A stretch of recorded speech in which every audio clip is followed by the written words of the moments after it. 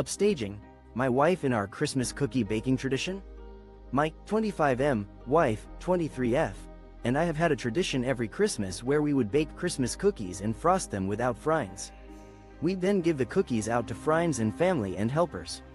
The Christmas cookie conundrum. My wife, 23F, and I, 25M, have a beloved tradition where we bake and decorate Christmas cookies with our friends and family.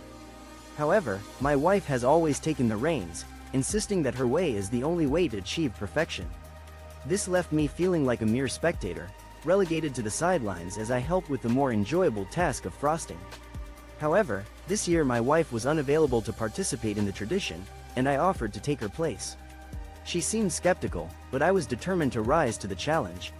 I spent countless hours researching, experimenting, and testing various techniques to optimize our cookie production. I rearranged our home to streamline the baking process, tested different dough recipes, and even conducted blind taste tests to ensure that my creations met our high standards. I was determined to deliver the best cookies yet, not to outdo my wife, but to honor our cherished tradition. On the day of baking, I was fully prepared, and our friends and family were impressed by my efficiency and creativity. We produced an impressive quantity of cookies, more than doubling our previous record. I was ecstatic, but my wife was less than thrilled. When she arrived home a couple of days later, she expressed concern AITA for calling the police when the parents I babysit for were late. I, 16F, sometimes babysit on weekends. My mom's coworker needed a babysitter, and she gave him my number. I agreed to babysit 3 kids from 2 p.m. till 8:30 p.m. Because the parents had some party to get to. Was I wrong to contact the authorities when the parents I was babysitting for failed to return on time? I'm a 16-year-old girl who occasionally takes care of children on weekends. A coworker of my mother offered her friend, a parent of 3 kids, my contact information as a potential babysitter. I agreed to watch the kids from 2 p.m. to 8:30 p.m., as the parents had a social event to attend. The babysitting experience went smoothly, but the parents didn't return by 8:30 p.m.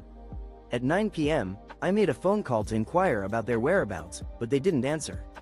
I sent several follow-up text messages, but there was no response. I tried calling them again at 9:30 p.m., 10 p.m., and 10:30 p.m. When I attempted to contact my parents, my father was at a work dinner and my mother was unavailable. I also tried reaching out to the parents of the children, but they remained unresponsive. Feeling concerned and unsure of what to do, I called the police around 11:30 p.m. Fortunately, the authorities arrived at the scene shortly after I made the call, and it coincided with the parents' return. However, the AITA for ruining my own gender reveal party? I'm pregnant with a baby boy due in November. My fiancé and I didn't care much about the sex of our child, so we didn't make too much noise about it once we found out. The only people we'd informed were our parents, their partner. Was I wrong for crashing my own gender reveal party? I'm expecting a baby boy this November, and my fiancé and I weren't particularly fussed about the sex of our child. We only told our parents, their partners, and our siblings about the pregnancy. My father's girlfriend had been asking me about hosting a gender reveal party for some time, but I'd always been clear that I wasn't interested. When I finally told them about my son's gender, she seemed let down that I still hadn't changed my mind about hosting a party. I've never been a fan of gender reveals and have always preferred traditional baby showers. Days later, my father's girlfriend invited me over for a casual get-together at her apartment, which my dad wasn't attending. Upon arrival, I was shocked to find about a dozen people hiding in the apartment, surrounded by pink and blue decorations. It was then that I realized they'd thrown a surprise gender reveal party for me. Given that I'd already informed my father's girlfriend about the baby's sex, she'd taken it upon herself to plan the party, including ordering a cake with colorful frosting, decorating the apartment, and inviting a bunch of people. The guest list included her mother, some friends, my mother and AITA for insulting a customer at my dad's restaurant for making unsolicited suggestions about my hair. I, F22, work part-time at my father's restaurant, Delhi, as a cashier while I'm in school. I'm mixed, so my natural hair is very thick and curly textured, and since I Santo. Am I the asshole for responding to a customer's unsolicited comments about my hair at my family's restaurant? As a 22-year-old woman of mixed heritage, I work part-time as a cashier at my father's restaurant while pursuing my education. My natural hair is thick and curly, and I've grown accustomed to embracing its natural texture. I often wear it in a semi-afro style, Recently, a familiar customer, a 70-year-old gentleman, approached me and said, "You have a lovely face, but you'd look stunning if you got a salon treatment to straighten your hair."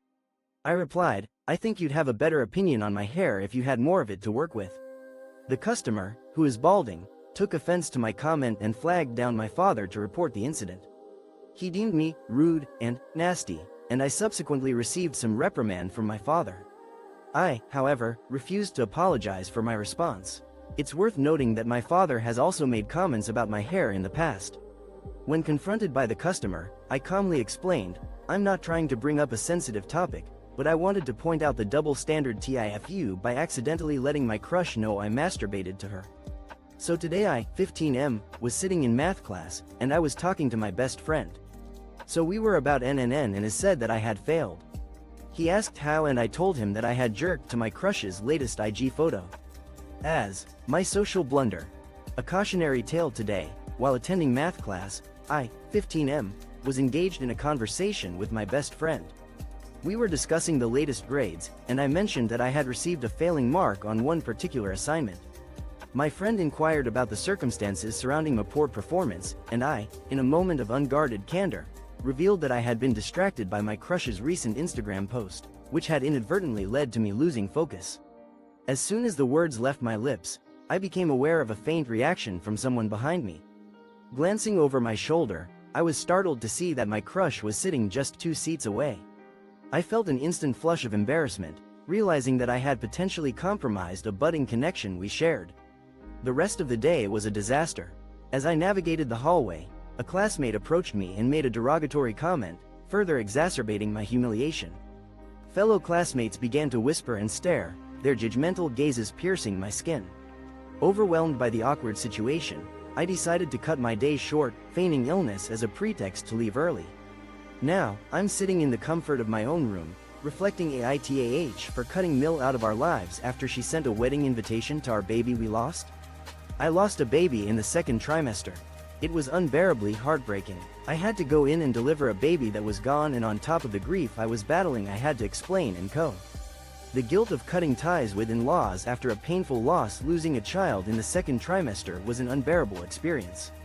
The pain and grief that followed were exacerbated by the need to explain and console our young child, who desperately wanted a sister.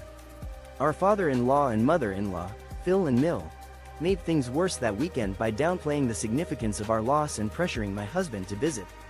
Their behavior culminated in a heated argument, leaving both sides still upset.